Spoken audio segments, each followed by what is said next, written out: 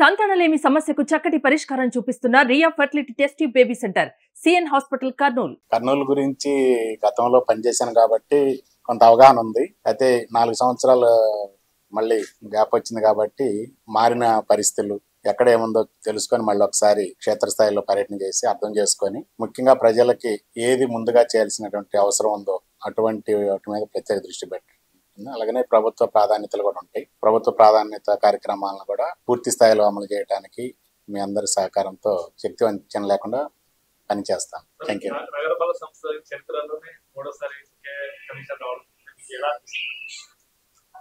ఇది ఉద్యోగ జీవితంలో జరుగుతూ ఉంటాయి. నా ఒక్కడే అదేమీ లేదు. ఒక్కొక్క అధికారి ఒక సందర్భంలో చేస్తూ ఉంటారు. అప్పుడున్న పరిస్థితుల్లో చేశాము, బదిలీలు జరిగినాయి. మరలా ఇక్కడ పనిచేసే అవకాశం వచ్చింది. వాస్తవానికి కరోనా టైంలో ఫస్ట్ వేవ్ కరోనా టైంలో పనిచేస్తూ ఉండగా నేను కూడా కరోనా బాధితుడినే. ఆ టైంలో మరి కరెక్ట్గా నాకు కరోనా పాజిటివ్ టెస్ట్ రిజల్ట్ వచ్చిన రోజునే ట్రాన్స్ఫర్ ఆర్డర్ వచ్చింది. 2 అనుకోకుండా జరిగినాయి అవి. తర్వాత మరలా ఇదే ప్రాంతానికి సేవలు అందించడం, అప్పుడు ఏదైనా మిగిలిపోయిన ఉంటే ఇప్పుడు చేయాలనేటువంటి ఏర్పాటు ఏమైనా ఉందేమో, దాని గురించి అవకాశం వచ్చింది అనుకున్నాను. ఆ అవకాశాన్ని తప్పనిసరిగా చేయాలనుకుంటున్నాను.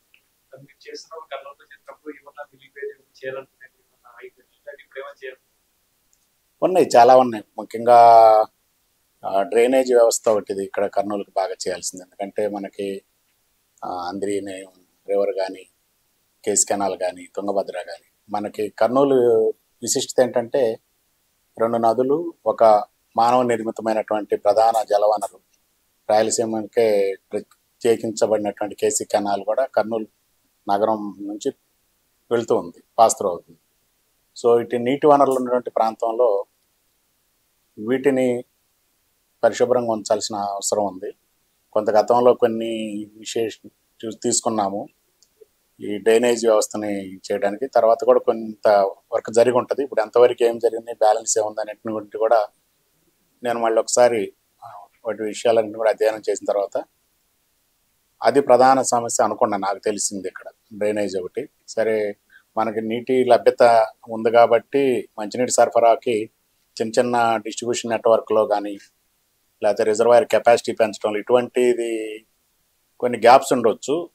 అవి సర్దుబాటు చేసుకోవడానికి అవకాశం ఉంది. ప్రధానంగా డ్రైనేజీ, శానిటేషన్. అందుకే మనకే కాదు, ఓవరాల్గా అన్ని ప్రాంతాల్లో శానిటేషన్ పెద్ద సమస్యగా ఉంది. మారిన పరిస్థితుల్లో మనకి ఎక్కువ వేస్ట్ జనరేట్ అవుతుంది, ప్లాస్టిక్ వేస్ట్ కానీ, ఇతర వేస్ట్ కానీ. అందుకే భారత ప్రభుత్వము, రాష్ట్ర ప్రభుత్వం కూడా స్వచ్ఛతా హీ సేవా కార్యక్రమాలు అమలు చేయటం, ప్రత్యేకించి ఇప్పుడు ఈ డ్రైవ్ ఇచ్చారు. ప్రతిరోజు ఒక ప్రత్యేకమైన అంశం. నిన్నటి నుంచి సెప్టెంబర్ 15 నుంచి అక్టోబర్ 2వ తేదీ వరకు కూడా ప్రత్యేక దృష్టి పెట్టాలనే ఉద్దేశంతో ఈ స్వచ్ఛతా హీ సేవ కార్యక్రమం కూడా ఇచ్చారు. సో అది అవసరం మనకి. పరిశుభ్రతే ప్రధానమైనటువంటి ఆవశ్యకత ఉంది మనకి. కాబట్టి అక్టోబర్ 2 కూడా ఒక హిస్టారికల్ డే, అందరికీ తెలిసింది. గాంధీ జయంతి సందర్భంగా ఆయన ఒక సందర్భంలో కామెంట్ చేస్తారు కదా, cleanliness is more important than independence అంటారు. స్వాతంత్ర సాధన కన్నా కూడా పరిశుభ్రతే ప్రధానమైనది అంటారు.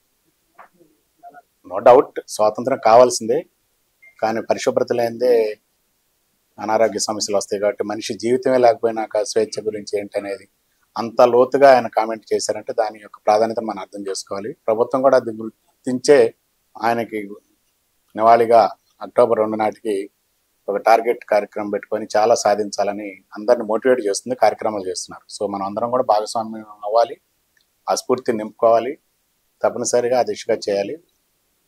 మన పట్టణమే కాదు, అన్ని ప్రాంతాల్లో కానీ అన్ని చోట్ల పరిశుభ్రత చేయాల్సిన అవసరం ఉంది. అందరితో పాటు మనం ముందుగా అది గుర్తెరిగి చేస్తే బాగుంటుంది అనేటువంటిది నాకు అనిపిస్తుంది.